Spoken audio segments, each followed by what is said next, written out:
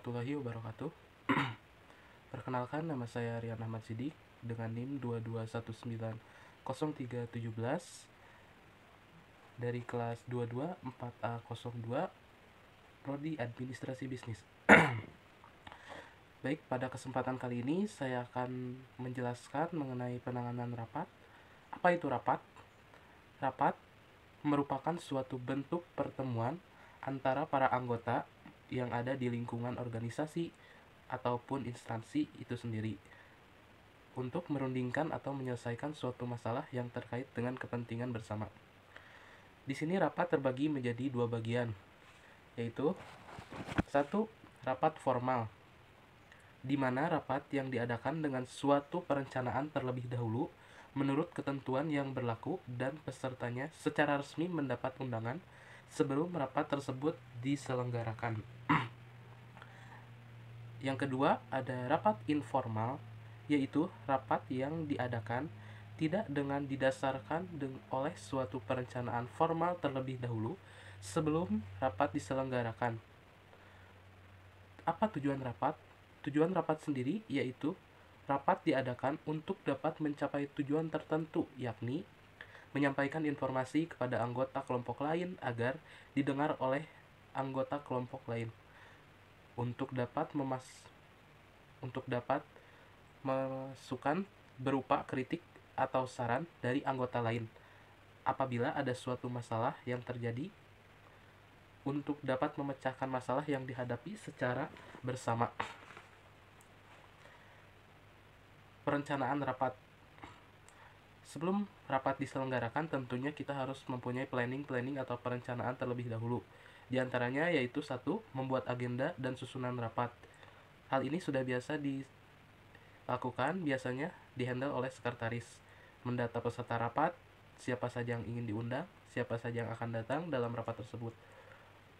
3. Membuat surat undangan rapat minimal 3-7 hari sebelum rapat diselenggarakan. Hal ini juga biasa dilakukan dan dikerjakan oleh sekretaris atau pihak yang berkaitan dengan rapat yang diselenggarakan. Yang keempat, membuat daftar hadir peserta rapat yang nantinya dapat terlihat siapa saja yang datang dan siapa saja yang tidak datang. Yang kelima, mempersiapkan peralatan dan perlengkapan rapat. Yang keenam, mempersiapkan ruang rapat. Untuk pelaksanaan rapat, yang pertama, menentukan pemimpin rapat. Peran ini biasanya diberikan kepada direktur, manajer, akan tetapi Anda juga bisa memberikan kesempatan kepada anggota tim yang dipercaya oleh perusahaan untuk dapat memimpin rapat departemen agar nantinya ia bisa memimpin rapat di level yang lebih tinggi lagi. Yang kedua, mengundang pembicara. Pembicara adalah orang yang diundang untuk dapat menghadiri rapat dengan alasan tertentu, karena ia berpengalaman mengelola sumber daya manusia dan sumber lain, agar anggota tim nantinya mampu mencapai performa yang lebih baik lagi. 3. Tentukan jadwal rapat yang tepat. Saat menentukan jadwal, pertimbangkan ketersediaan waktu dan keterbatasan para peserta. Yang keempat, menyiapkan agenda rapat. Agenda rapat setidaknya harus berisi sebuah list, berisi topik yang akan dibahas, pendelegasian tugas, presentasi, dan pembagian waktu untuk membahas setiap topik. 5. Usulkan peraturan rapat. Anda tidak perlu membuat aturan formal atau memberikan sanksi kepada para peserta rapat, akan tetapi penerapan peraturan membuat rapat berjalan lancar dan setiap peserta bisa mencapai pendapat dengan baik.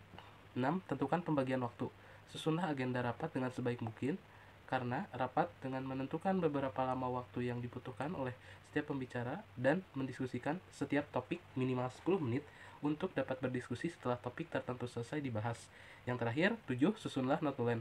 Notulen biasanya menuliskan kesimpulan atau hasil akhir dari rapat yang diselenggarakan. Terima kasih atas perhatiannya. Billahi taufiq wal hidayah. Wassalamualaikum warahmatullahi wabarakatuh.